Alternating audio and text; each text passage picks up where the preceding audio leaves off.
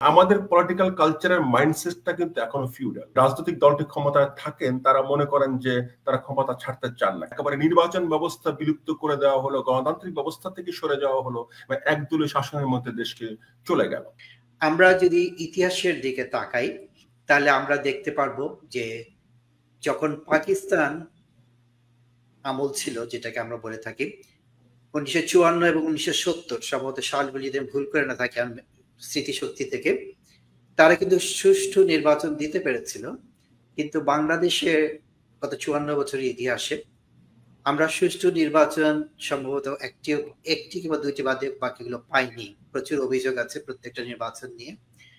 আপনি যদি একটা প্রেক্ষাপট বর্ণনা করেন যে আমরা কেন সুষ্ঠু নির্বাচন দিতে পারছি না, ডক্টর সাইদ ইফতেখার আহমেদ। ধন্যবাদ। এটি একটি চমৎকার প্রশ্ন, এবং এটি হচ্ছে আপনি যে প্রশ্নটি করেছেন, এই প্রশ্নটির মধ্যে বাংলাদেশের সমস্ত রাজনৈতিক সংকটের মূল নিহিত। এই জায়গাটা যদি বাংলাদেশ ঠিক করতে পারতো একদম সিন্স দ্য বিগিনিং, তাহলে আজকে বাংলাদেশে যে রাজনৈতিক ক্রাইসিস গুলি আজকে আমরা ফেস করছি এবং গত 54 বছর আমরা ফেস করেছি, সেটা কিন্তু আমরা ফেস করতাম না। পৃথিবীতে এমন কোন রাষ্ট্র নেই, আমি প্রথম যেটাকে বলা হয় প্রথম বিশ্ব, সেটার কথা বাদেই দিলাম, মনে করেন যে ভারতবর্ষ বা শ্রীলঙ্কা, এই সমস্ত রাষ্ট্র যদি দেখেন, আমাদের বাংলাদেশে অভ্যন্তরে যে সমস্যাগুলি রয়েছে, যে সাম্প্রদায়িকতার সমস্যা, দুর্নীতির সমস্যা, বিভিন্ন রাজনৈতিক দলগুলির মধ্যে অসহিষ্ণুতার সমস্যা, সবগুলি কিন্তু সেখানে বিরাজমান। তারপরও আপনি দেখুন যে ওইখানে পলিটিক্যাল সিস্টেমগুলি যেহেতু ফাংশন করতে পারছে, কেন ফাংশন করতে পারছে? যেহেতু সেখানে নির্বাচন ব্যবস্থাটাকে তারা ত্রুটি যতটা সম্ভব ততটা ত্রুটি মুক্ত রাখতে পেরেছে। ফলে হয়েছে কি, সমস্ত সংকটগুলোকেই তারা কিন্তু খুব এফেক্টিভলি হ্যান্ডেল করতে পেরেছে বা পারছে। কিন্তু বাংলাদেশে যে সংকটটা হয়ে গেল, যে প্রশ্নটি আপনি করলেন, একেবারে প্রথম থেকেই যে নির্বাচনটা বাংলাদেশে প্রথম হলো 1973 সালে, সেই নির্বাচনটি কিন্তু একেবারে ফ্রি অ্যান্ড ফেয়ার করা যেত।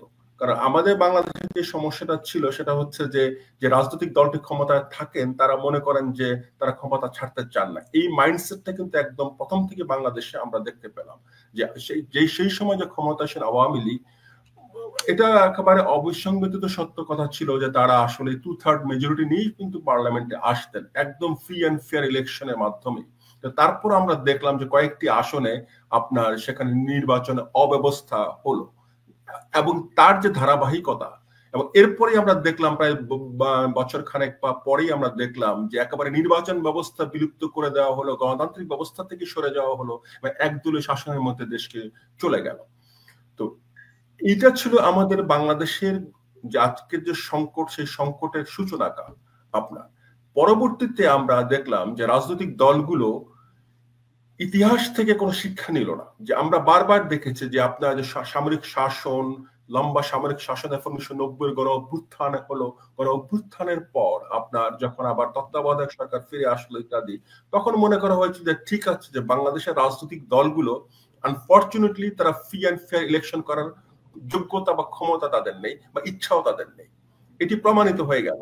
তো সেই ক্ষেত্রে আমরা যেটা চিন্তা করলো বাংলাদেশের জনগণ, যে ঠিক আছে, তার তত্ত্বাবধায়ক সরকার অন্তত বেশ কিছু নির্বাচন তত্ত্বাবধায়ক সরকারের অধীনে হতে থাকুক, এবং এর মধ্যে দিয়ে রাজনৈতিক দলগুলো এই পরিমাণ ম্যাচিউর হয়ে উঠুক যে তারা একটি ফ্রি অ্যান্ড ফেয়ার ইলেকশন দিতে পারে। এটি হচ্ছে, আমি মনে করি, যে কোনো রাজনৈতিক দলের পৃথিবীতে একটা বেসিক যোগ্যতা, যে সে রাজনৈতিক দলের অধীনে আপনি নির্বাচন ফ্রি অ্যান্ড ফেয়ার করতে পারেন কিনা। কিন্তু বাংলাদেশে আজকেও 54 বছরে, এবার আজকে 2025 সালে দাঁড়িয়েও বাংলাদেশের জনগণ সেই আস্থাটা নেই যে কোনো রাজনৈতিক দল অধীনে ফ্রি অ্যান্ড ফেয়ার ইলেকশন হবে। এমনকি এই যে আপনার 5ই আগস্টের যে গণ অভ্যুত্থানের পরও, ফলে যেটা হয়েছে, যে আমি যে কথাটা আপনার আগের অনুষ্ঠানে বলেছি, যে আমাদের রাজনৈতিক দলগুলোর মধ্যে সেই পলিটিক্যাল যে কালচার, যে ডেমোক্রেটিক পলিটিক্যাল কালচার কিন্তু কেউ ডেভেলপ করতে পারেনি। সেটা ডানপন্থী রাজনৈতিক দলগুলো যেমন পারেনি, মধ্যপন্থী এবং আমি মনে করি যেমন কি বামপন্থী, যদিও তার সংখ্যায় অল্প, তারাও পারেনি। সুতরাং যতক্ষণ না আপনার সেই পলিটিক্যাল কালচারে আমরা যেতে পারছি, কারণ আমাদের পলিটিক্যাল কালচারের মাইন্ডসেটটা কিন্তু এখনো ফিউডাল। এখনো আমরা মনে করি যে একবার ক্ষমতা আসলে সেই ক্ষমতা থেকে আমরা যাবো না, এক্সিট রুট যে রাখতে হয় একটা গণতান্ত্রিক সিস্টেমে। এবং এইটি কিন্তু শুধু আওয়ামী লীগ নয়, বিএনপি শাসনের মধ্যে আমরা দেখেছি, সেই 96 সালে বলুন, 2001 সালে বলুন, বা আগেও বলুন। সুতরাং এই জায়গাটাতে বাংলাদেশে প্রধান রাজনৈতিক দলগুলো যতক্ষণ না যেতে পারবে এই পলিটিক্যাল কালচারে, যে আমরা একটা ফ্রি অ্যান্ড ফেয়ার ইলেকশন করার মতো আমাদের পলিটিক্যাল পার্টিগুলি ম্যাচিউর, ততক্ষণ পর্যন্ত বাংলাদেশের আজকের যে চলমান সংকট তার তো সমাধান হবেই না, বরং আগামী দিনগুলোতে সংকটটা আরো গভীর হবে বলে আমাদের অনেকের কাছেই মনে হচ্ছে।